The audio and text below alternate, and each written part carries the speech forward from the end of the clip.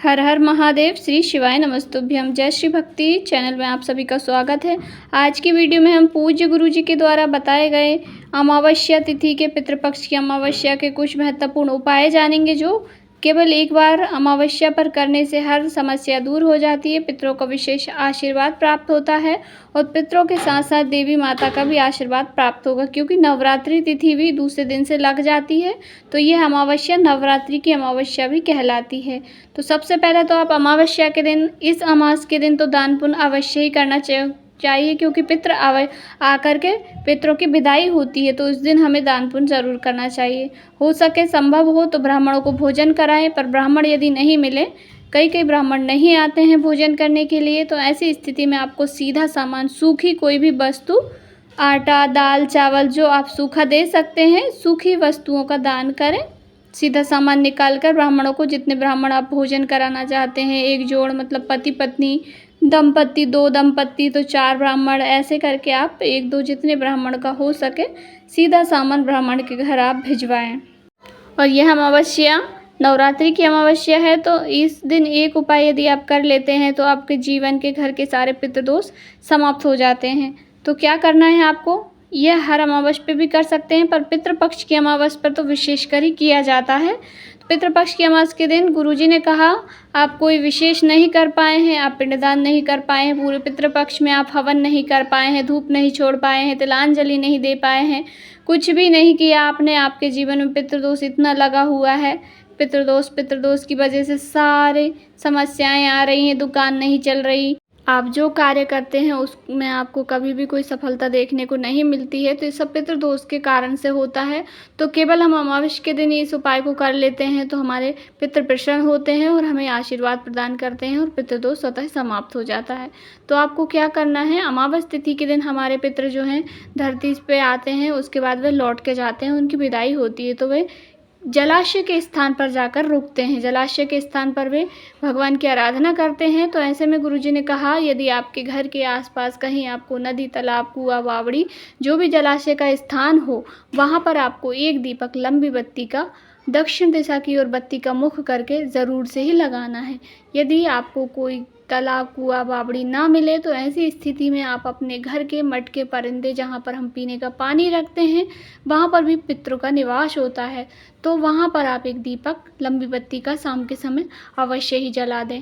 वह भी नहीं कर सकते तो किसी वृक्ष के नीचे, 3 वृक्ष पितृतुल्य माने गए हैं, इन वृक्षों की शरण में, इन वृक्षों में भी पितरों का वास होता है और पितृ वृक्षों के नीचे जाकर रुकते हैं। तो आपको या तो पीपल वृक्ष में लगा दें, या बेलपत्री के वृक्ष में लगा दें, या बट वृक्ष में, तीनों वृक्ष में से किसी भी एक वृक्ष में आप लंबी बत्ती का दीपक लगा दें।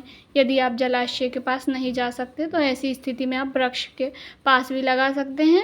बस इतना कर लें मात्र से ही पितृ प्रसन्न हो जाते हैं और हमें आशीर्वाद प्रदान करके जाते हैं, क्योंकि पितरों को लगता है कि हमारे निमित्त इन्होंने कोई ना कोई कार्य जरूर किया। तो पितृपक्ष की अमावस्या 2 अक्टूबर को है, ज़रूर से ही कीजिएगा।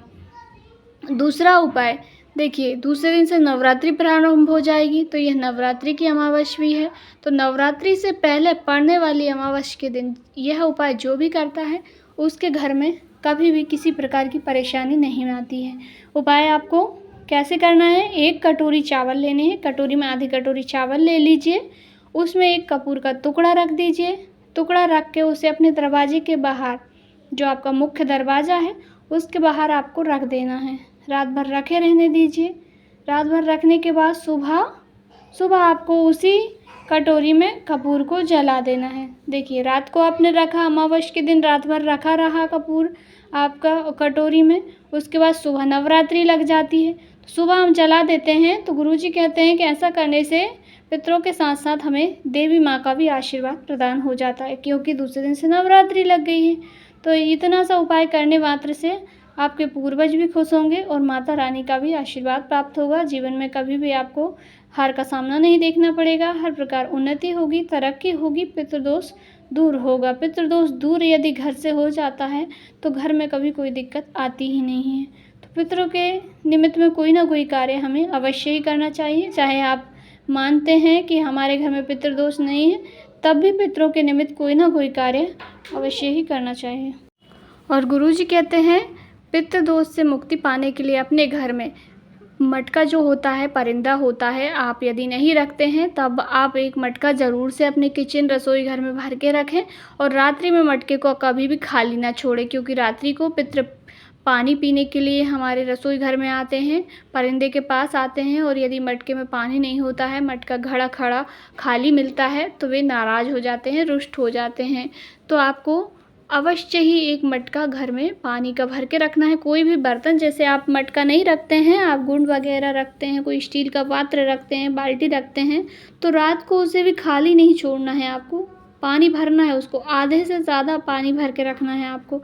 ऐसा नहीं कि 2-4 लोटे पानी है उसमें तो वो खाली नहीं है, खाली नहीं, उसको आधा मटके से ज़्यादा आपको रात्रि को भर के रखना है। बस इतना ही नियम आपको करना है। अमावस्या से मतलब नहीं है, पितरों का जो परिंदा हमारा रखा रहता है घर में, उसे खाली नहीं रखना चाहिए, उसे ज़्यादातर भरा ही रखना चाहिए। भरा रहता है तो पितरों का आशीर्वाद घर में बना रहता है, लड़ाई झगड़े नहीं होते, क्लेश नहीं होती और पितरों का आशीर्वाद प्राप्त होता है।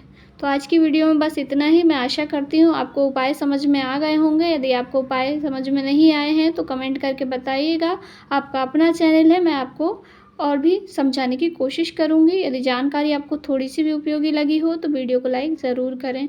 हर हर महादेव। श्री शिवाय नमस्तुभ्यम।